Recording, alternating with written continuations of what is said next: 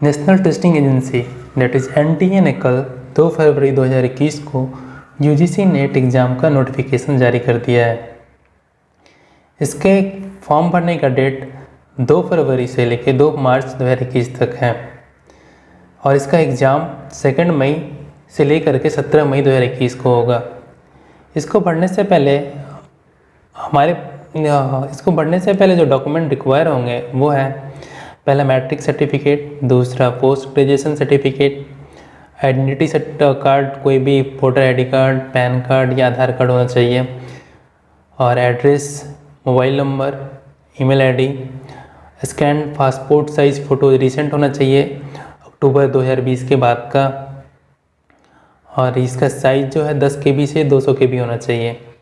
और लास्टली हमें ज़रूरत होगा scan signature in black ink only. Signature कोई भी लैंग्वेज में होगा बट वो ब्लैक इंक में होना चाहिए वाइट शीट पे और इसका साइज़ जो होगा 4 KB से 30 KB। चलिए अब देखते हैं फॉर्म कैसे भरा जाए।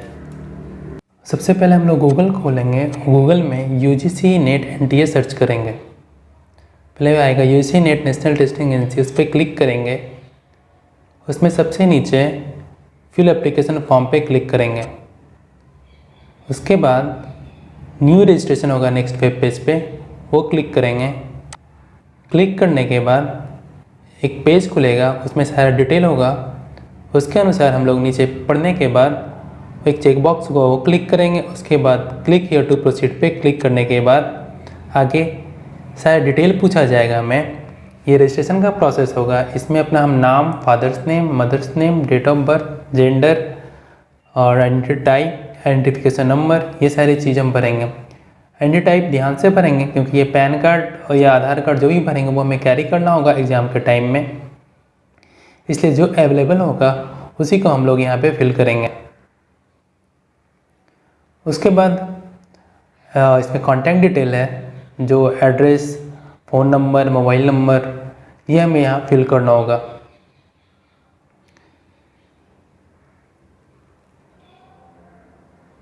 ये सारे डाटा फिल करने के बाद हमारा नेक्स्ट प्रोसेस होगा और आगे कैप्चा होगा, वो कैप्चा फिल करेंगे।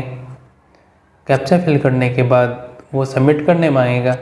ये सारे चीज़ को, रजिस्ट्रेशन को सही से फिल करना है क्योंकि ये पर्सनल डिटेल होता है, इसमें कोई बाद में चेंज करना काफ़ी मुश्किल होता है।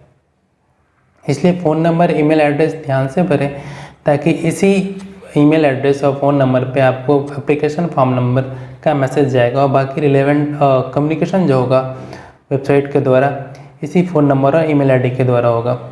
लास्टली हमें ये पासवर्ड चूज़ करने बोलेगा। ये पासवर्ड चूज़ करना है हमें 8 to 13 अल्फ़ा न्यूमरिक, जिसमें एक स्पेशल कैरेक्टर होगा। इसके आधार पे हम फिर फॉर्म ये सबमिट करेंगे जिससे हमारा रजिस्ट्रेशन प्रोसेस होगा कंप्लीट हो जाएगा। ये कैप्चा फिल करने के बाद हम इसके बाद सबमिट पे क्लिक करेंगे।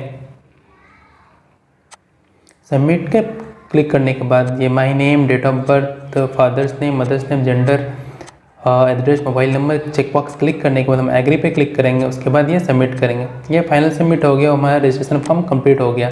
इसके बाद एप्लीकेशन फॉर्म पे हम क्लिक करेंगे।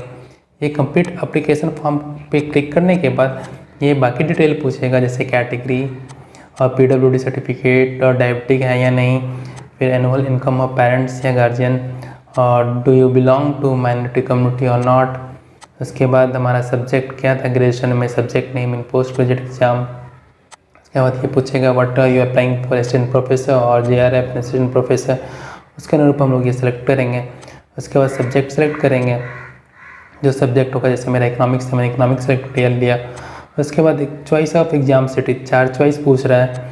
4 चॉइस में चारों भरना होगा और या तो डिफरेंट स्टेट ले सकते हैं या सेम स्टेट में 4 सिटी ले सकते हैं। अपने सुविधा अनुसार, अपने चॉइस अनुसार कोई सेलेक्ट कर सकता है, कोई भी सिटी, कोई भी स्टेट।